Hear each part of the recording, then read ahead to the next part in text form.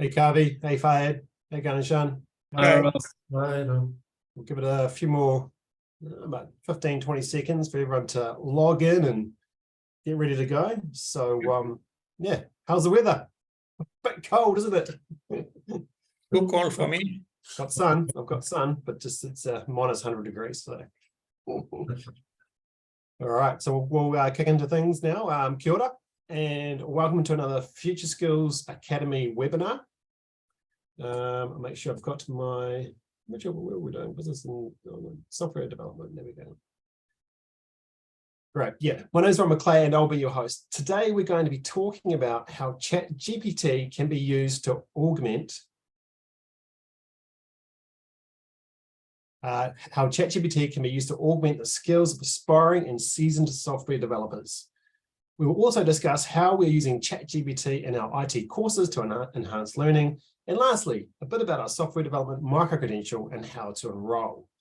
We'll be joined by Future Skills Academy lecturer, Ganeshan who will talk about ChatGPT and its uses in the software development space. Relationship manager, Kavi Sudial, will be on hand to answer any questions you might have about the enrollment process. And lastly, we've got Dr. Fahad Medipur, who will be working with Ganeshan to discuss the program itself.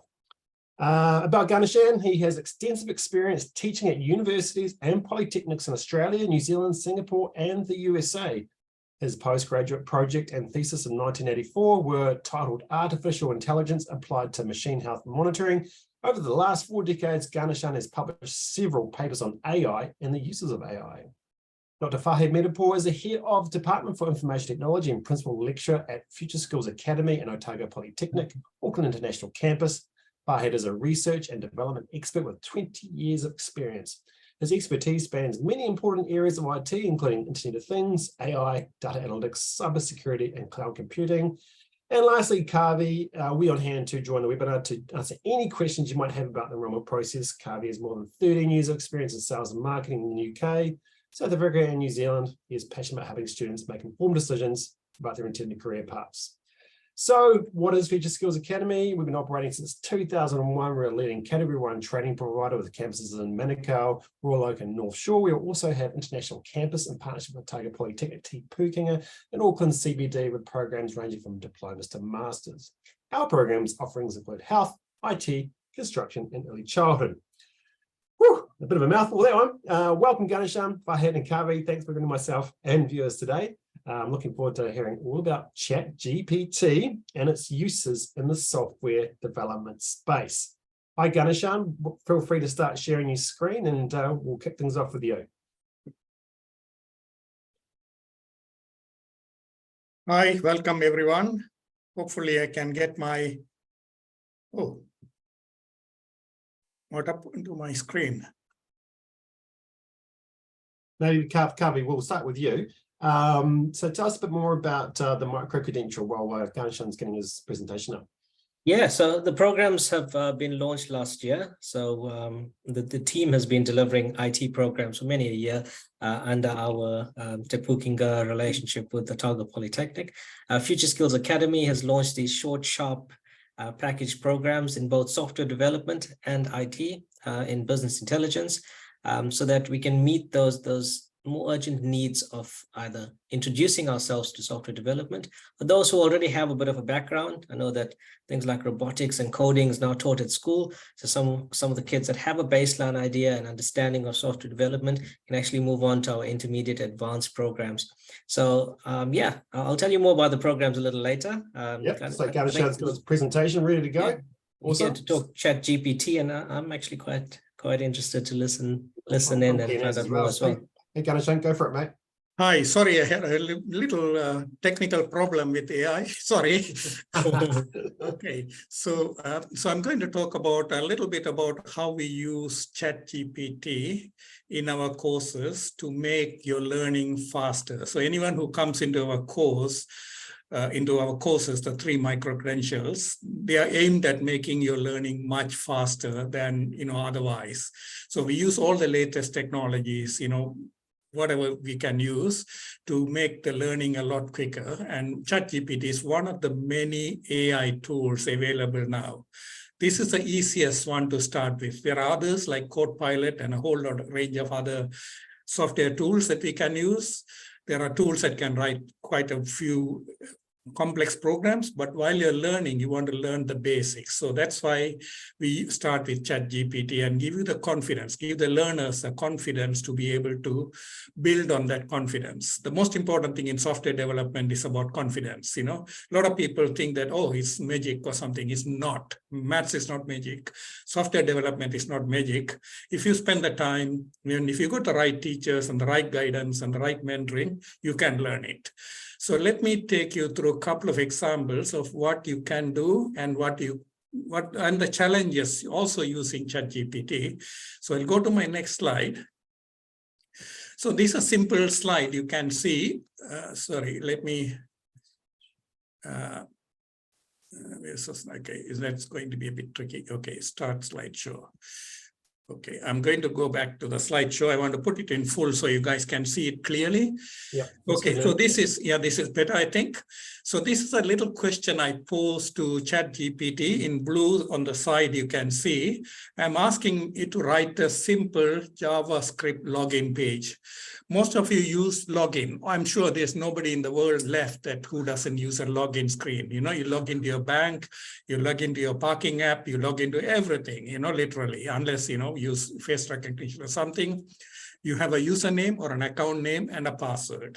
Okay, so we asked it for, I'm asking ChatGPT to help me write a JavaScript login page. I specifically say JavaScript because that's the latest technology. And ChatGPT is not very smart, to be honest. It's AI, but it's not very smart because it shows you what a login looks like. And that's all it shows. It sort of tells you a little bit about login, which everybody knows. We don't need AI to do this. So I persevere and I push ChatGPT and say, hey, can you help me to give me the script? Not a simple login script. Now it says, okay, now this is a basic login page, and it tells you a little bit more, but it doesn't still give me the script. Now I push it again. I say, okay, JavaScript for validate the login. Because when you log into a screen, into your bank or something, there are two things that happen. One is validation. The other one is authentication. So when you put in a username or a password, you want to make sure they are valid or date or whatever things, whatever you put in the input screen. So you want to validate the input as valid first. So it explains a little bit about this and how it works. But it doesn't actually show you the script still. It doesn't give me the script. I'm after the JavaScript. So these are the things that you learn when you come on our course, because we show you how to use ChatGPT and how you can also waste time if you're not sure how to do it. It's the same with Google search, if you like. Now I'll show you another example here. In this example, I deliberately use bubble instead of bubble. You can see the spelling mistake here. I put W here instead of double B, bubble sort algorithm. And I didn't even ask for anything else. I just put that. It automatically picks up there's a mistake. And it tells me all about bubble sort algorithm. It tells you it's one of the simple algorithms, whatever. And then I say, and also it goes on further. So now ChatGPT actually is behaving smart. It's using its intelligence, and it's not only giving me an explanation, but it also goes on to explain, given actual algorithm in Python, which is a programming language, as most of you probably know. And it gives me an example, which is perfect, absolutely perfect. Even if I wrote it from scratch, I may not be able to write it that well. Okay, and it also explains how it implements bubble sort, a little explanation, and goes into a little bit of the more mathematical end of things here. People will, if you're more advanced, you can find out more about it as well. Now I'm not happy with Python. I'm not a Python fan for example, I want it in C#. You can see I just give it C#. That's all I'm saying. It's another programming language, obviously. So then it gives me bubble sort in C#. Again, it has written a perfect code in this case. Again, that's the extension, the rest of the code here. And it again explains it. So if you are a learner, you come in here to our courses, these are the things that we do. We use these things. We show you how difficult sometimes or challenging to use ChatGPT to learn. And also we show you the best way to use it to learn something, to concepts and to code and things like that. And if we persevere with the earlier first example and say, we really want a script, we can actually get a script out of ChatGPT if you know how to do it, because my colleague Farah did that for me earlier when I showed him my example. Of course, he's my head of department, so I listen to him better than he does to me. Okay, so that's where I'm going to kind of stop here and ask if you have any questions or comments, so I can elaborate on whatever you guys want to know. Yeah, just to roll on from that. If anyone has any questions around ChatGPT and how you can implement it in your coding skills, feel free just to type in a question and we'll answer it throughout the webinar. Fahad, I'd like for you to maybe jump in there. Maybe you can expand on a couple of what Ganeshan's brought up. Is there? Yeah, sure. I'll be happy to give a little bit more insights about how we use AI technology and ChatGPT for accelerating our learning. Can you see my screen now? Yes. Yeah, this is the environment, ChatGPT environment, and basically you can ask questions. Like learning coding and programming is not always easy, so it might really get quite into very complicated topics. Like the example Ganeshan mentioned, for instance, I can ask ChatGPT in a very interactive way. This is really interesting.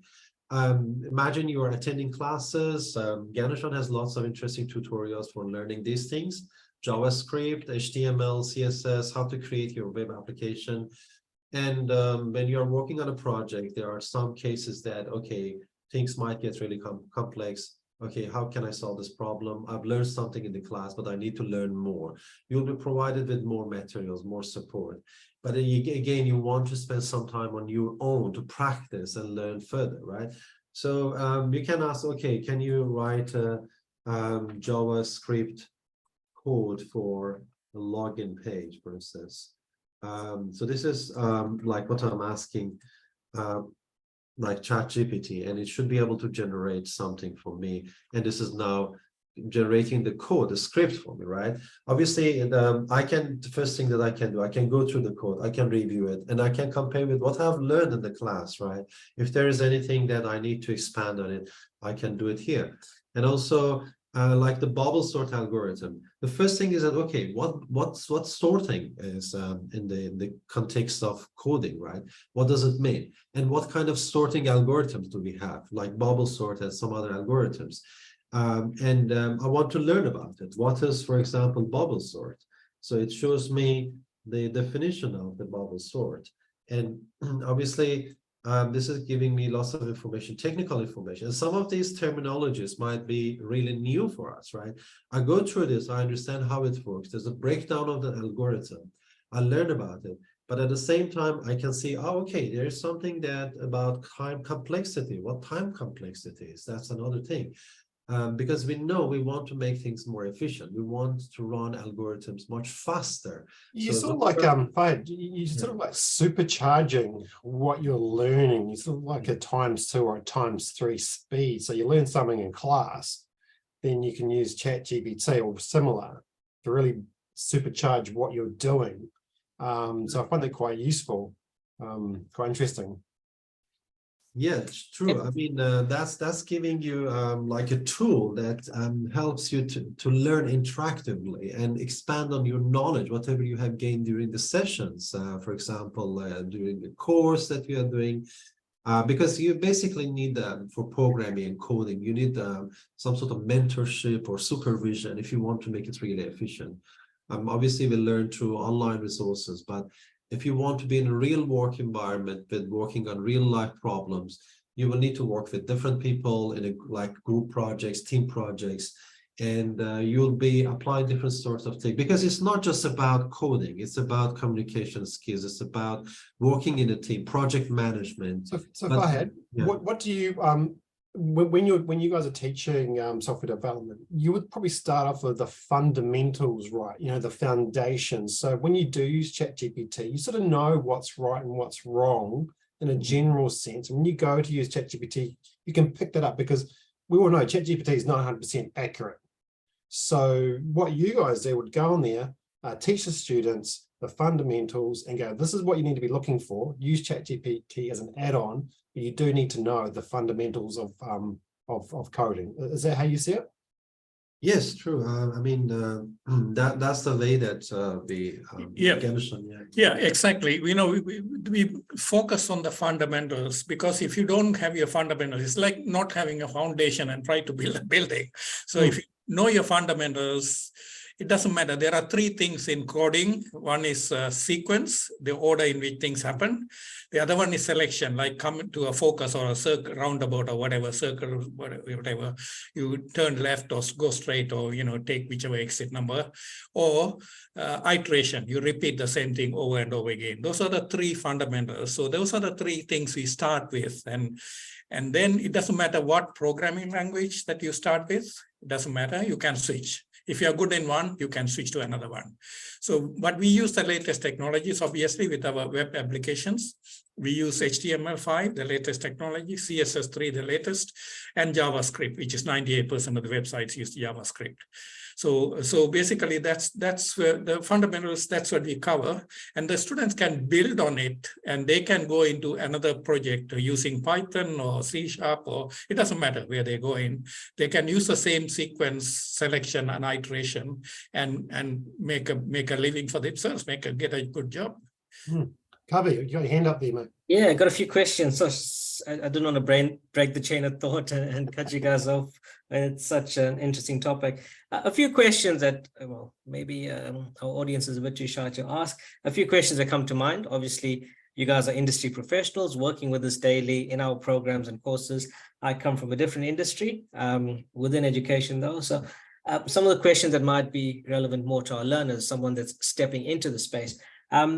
How can I use ChatGPT in my day-to-day life? So how is it going to give me an advantage? I'm just looking at ChatGPT. How can it make a difference in my life?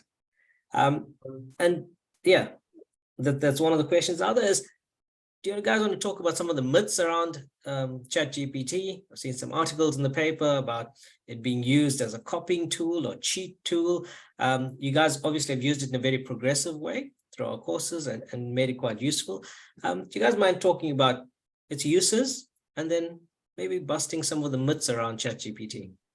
Yeah, thanks, Kavi. That's really, these are interesting questions. Maybe I can answer the first one and Ganeshan can jump in and answer the second question. Regarding the first question, there are like in different organizations, different institutions, universities, they have different policies regarding ChatGPT. We know it's a tool which is emerging, which is like evolving over time. And some universities, for example, have banned using ChatGPT for students, so they can't use. But we think this is a tool. We have to use it. This is a trend. This is for the future, right? We need to use it, but in a very efficient way. So something that can help us, like an assistant, helping us to learn better, faster. For instance, if I'm going to write a code, I can get help from ChatGPT, but I know I've learned how to improve it, how to, for example, debug my code. And if I have difficulty understanding some part, I can get some support from my mentors and also from ChatGPT at the same time. And this sort of interactive way of learning would be really helping us to explore different points of view, from different people, from also AI. And it's not perfect. I mean, AI can help us to some extent, but we are not going to get help, like answer for every single question. Another thing is, as I said, like for developing an application, we can use ChatGPT, but when it gets too complicated, that's your job to do it. Maybe you can get bits and pieces together and put them together to build a bigger application, more complicated application. But it doesn't provide all the solution to your problems. Yeah, I can jump in there. The first question was how to use it in our daily lives. I'm doing a presentation on the 30th of June. Actually, Farad and I we are doing a workshop. So I asked ChatGPT, I'm running out of time, so I said, I asked ChatGPT, how do I run this workshop? It gave me an absolutely awesome plan. I just had to change U to V and that's it. And made some tweaks here and there, obviously. And I have a plan. I sent it to Farhad last night, and we are both happy, you know. So it doesn't matter what you want to do, you can. But of course, you still want to monitor it, you know. You want to make sure that that's what you want to do, not some silly thing it produces, you know. But it's quite good, to be honest. That's in your day-to-day life, you know. And coming to plagiarism, some universities are struggling. They want to ban it. I say use it. You know, when somebody came up with a ballpoint pen when I was a kid, they said, don't use it, you know, because it spoils your handwriting or something, you know. When they came up with a calculator, they said, don't use it. Okay, what's the point? So I tell them, use it, but be careful. You know, like I gave you the 2 examples. Be careful how to use it. We know how, it's the same thing with YouTube videos. You know, you look at YouTube videos, look at a recipe, and it doesn't always work, right? You know, you end up throwing the dough in the bin, you know, at the end of the day because the recipe is not good. So you need to know who is a trusted one, which is the best one, and so on. Yeah. Yeah. Cool. So Kavi, moving on. So tell us a bit more about future skills, the micro-credential, and maybe the support that's wrapped around it, if you do want to enroll. Awesome. So yeah, ChatGPT was an example of what's covered in our programs. So Future Skills as an organizations offers this and a wide variety of programs that are basically aimed at, well, within the software development space, to either give you a baseline understanding, or if it sparks an interest, like, hey, how do I work with software development? That seems like an interesting career path. And it could appeal to different types of people. So this is some of the content covered in our courses. Our courses run either evenings. So we've got a 20-week evening course in introductory software development. From there, you can move on to intermediate and advanced. And as I was touching on earlier, those that have a baseline understanding of software development, please talk to us. We have a few questionnaires and tools to ascertain what sort of level of understanding you have in the field and which of these courses would be most appropriate and suitable for you. So it's aimed at a school leaver that's looking to go towards a new career path, but not just have that time and availability of investing a longer period of time just yet. If you'd like to see, hey, is this a career path for me? Cool. The micro-credential is a good way in. For working professionals, it's to give you an edge. Okay, so if you're working in a related field, it helps you get better at what you're doing, basically, become more efficient, staying on top of trends. Ganeshan talked about his 1984 project with artificial intelligence. I'm sure it's evolved from 1984 to now. And that's because we have to stay on top of the game. So even if you're working within the industry, to refresh, to get up to date with what's going on right now, ChatGPT, a perfect example. It's not something you would have been trained on 2, 3, 4 years back. Yeah, it's a good refresher for the program as well. And it's also for career switches. So those that are actually sitting in a sort of career that think, hey, where's my life going? Where's this career path going? What else is out there? What's exciting? What's fresh? What's new? What's future-proofed? And where are we heading in terms of these sort of careers? These micro-credentials can appeal to our different students. So yeah, it's 20 weeks part-time, 10 weeks full-time. Okay, so this can also be offered to employers. So if you're looking at a group of people within a tech industry, within certain companies that can see value in this, providing value and efficiency in your work, we can find a customized offering that we can offer over 10 weeks. All you need to do is get in touch and talk with me. We also have our set intakes, as you saw the start dates there, that individual students can jump onto. So yeah, it's a little bit about it. Some of the support that we offer, obviously enrollment support. Scroll down to the bottom of that page and you see the I and the tick and the calendar. We have student advisors that are there to tell you more about the process. So if you like what you're seeing here and you'd like to join on to the program or like to find out how to go about enrolling, yep, the buttons that you circled at the bottom is probably your quickest way there. In terms of funding and financial support, there's a little mark on the top about the value of each course being $1,800 each. That's what the courses are worth. We do have scholarships that are on the go at the moment. So if you do have some challenges around paying those fees, we do have options for scholarships. Again, best way to find out about it is get onto a student advisor by filling out your details at the bottom. Academic support, obviously we see we have a very tenured team. Ganeshan, Farhad and his team are industry professionals that have been working in this industry for years. They're also very aligned to industry, are speakers at many great events. And our lectures come with that capability and understanding to help you through your program. So we've got online support, we've got sessions that you can book with our lecturers outside of the classroom to help guide you through it, because we understand, especially for those career switches that I spoke about, might be overwhelming as a new career path. We're there to assist you. What we found is the first 2 to 3 weeks is the most overwhelming in a new environment. Once you get through that, students start to become more confident and capable, and they tend to be doing better in our programs. Yeah, I can go on about the support that we can offer you guys, Well, but a I do couple of understand we questions have just time popped for up. stage. Kavi, Sure. I'll read them up because not everyone's will be able to have access to the answers. Thanks, Fahad. Question here is the micro credential recognized by NZQA? And Kavi?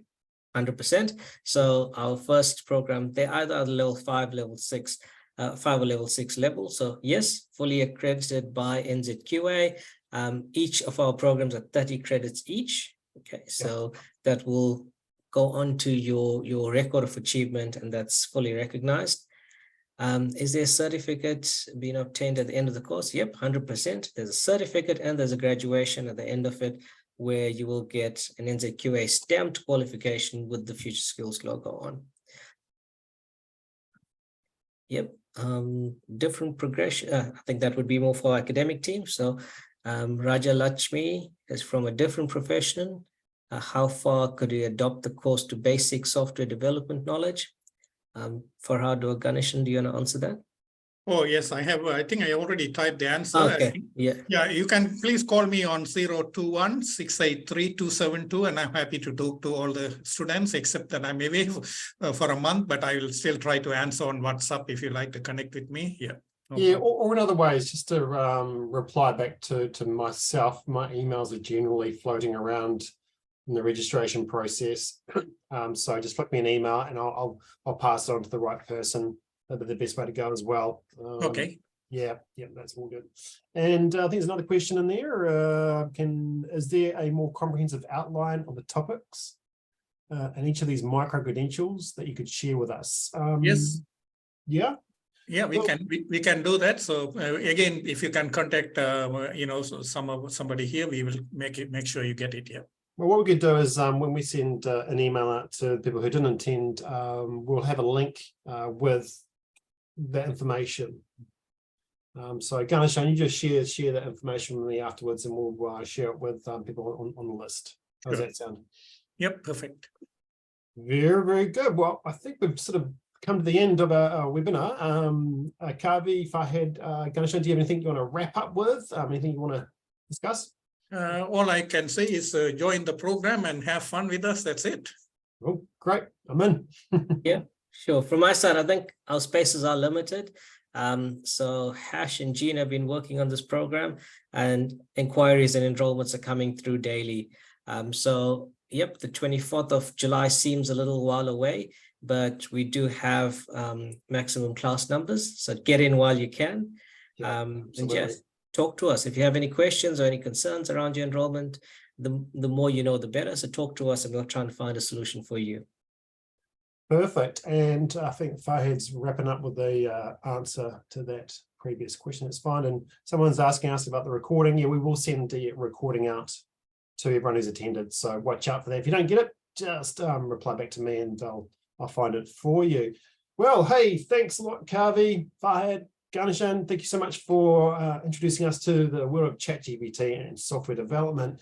I'm now going to start developing my own program to take over the world. So that, if ChatGPT lets me, that is. So thanks everyone for joining us today and watching our webinar. We're probably going to be doing another one in the next couple of weeks. So just make sure that you're on our mailing list and we'll send you out more information. But once again, thanks everyone for tuning up, and we'll see you on the next webinar coming up shortly. Cheers. Cheers. Thanks, guys. Bye-bye.